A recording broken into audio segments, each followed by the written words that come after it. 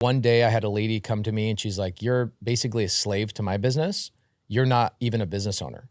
This is a hobby. You don't own anything. I own you." Tell me more about who you are before we can get into the real estate. I'm just a guy that grew up in a family of 12 kids and learned how to work really hard, blue collar.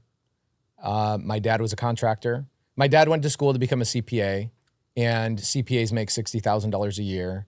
At the time in like the 90s and early 2000s, like 60 grand was reasonable to support a good, household.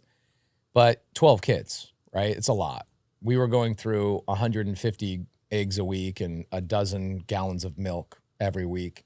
And so my dad had to moonlight as a contractor on the side. And so when I got to an age of like 8 years old, 9 years old, and I was like, "Hey, I want an allowance," my dad's like, "You're not getting an allowance, but you can come and tape baseboards and I'll show you how to paint." So that's what I learned, right? I learned in my mind the connection between time and I get money back. Time, money. And it was just a constant exchange. And I was wired that way. I graduate high school, go 2 years and live in Korea. And I was a Mormon missionary there, basically a salesperson for Jesus, if that makes sense. And came back at 21. And my first thought is like, all right, time to go make money. How was I wired? I was wired to go get into construction. Right. So I got into construction and ultimately built a business that became the way I made my first $1 million take home in a year was through having clients like OfferPad, Open Door, and Zillow were my three biggest clients. So they would go buy houses, as an iBuyer, and I would do all their turns. And they paid the right price. Like I was making great margin, 20, 30% margin on all their stuff. And I was doing 50, 60 of these turns every single month, making really great money. And then the iBuyers changed their model through, being intelligent. They go, "We're spending too much money. Like the market's trending upward. We can buy these very quickly and put maybe $1,500 in carpet cleaning and basic stuff in and throw it right back on the market. And we can make a little bit of a 2% margin on these houses." So they come to me and they go, "We don't need contractors full-time anymore. We're going to bring like handymen in-house." So I was doing like $2 million a month in revenue with these companies. And that basically turned off overnight. Right. And wasn't a bad thing. I just started working for other flippers. Harder because now instead of me getting one order for 50 houses, I would have to go get 50 orders for one house from 50 different investors that were all fixing and flipping. And so I got into that world and was introduced to people that were fixing and flipping, buying and holding. And I had convinced myself that I was a real estate investor because I was touching all these houses. And one day I had a lady come to me and she's like, "You're basically a slave to my business. You're not even a business owner. This is a hobby. You don't own anything. I own you." And she did it very lovingly, but it was like a punch in the face. And she told me, probably the strongest statement she ever said was, "You are a simple Google search away from being replaced as a contractor. You're as important to a real estate transaction as a real estate agent, a broker, a notary.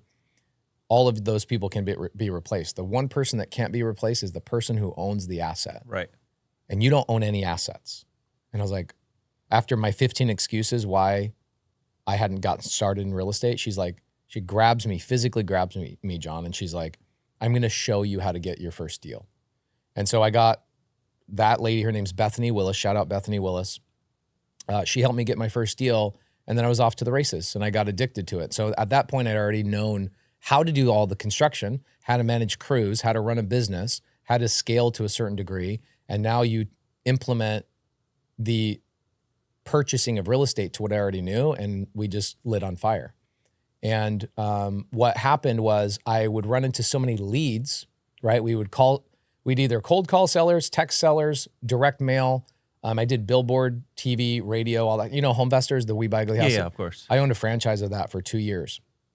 And so I got really good at direct mail, billboards, and all the We Buy Ugly Houses stuff. And I found that the majority, probably 80% of the leads that came into us were not qualified leads because they had two major problems. One, they didn't have enough equity, right? They had just bought their house with a VA loan or an FHA loan like 6 months ago. And now they got to relocate for their new job. And they're like, "I want to sell my house, but I can't because I don't have any equity in the house." And I just threw those leads away. And then I would run, number two, I'd run into sellers that go, I just want, my house might be worth 250. Zillow says it's 250, but I want 270 for my house. Right.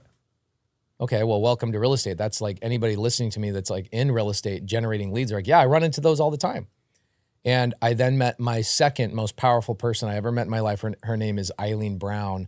And Eileen Brown taught me creative finance. She taught me those people that don't have equity, why don't you just take over their payments on their house? I'm like, because that's not possible. She's like, no, it's possible. And I've been an escrow officer for 48 years. I've been doing that for 48 years. I know it's possible. It's legal. Here's the state forms. Here's the IRS's publication of how to do it properly. Here's Fannie Freddie's guidelines on it. Here's talks about it in the Dodd-Frank Act. Here's I'm like, oh my gosh, this is legal. I can just take over their payments. She's like, yep, you can take over people's payments that have existing payments. And if the people want too much money, you can just structure a payment situation called seller finance. And I'm like, what the heck? And that's where I started blowing up. I started realizing that there's way better ways to buy real estate where I don't have to use any credit, I don't have to use any cash, and I don't have to use any credentials, meaning my W-2, tax returns. It's crazy that nobody's even asked for my bank statements when I've bought all the real estate I've bought. If you've enjoyed this clip and you'd like to watch the full episode, you can do so on my main YouTube channel by clicking the video here.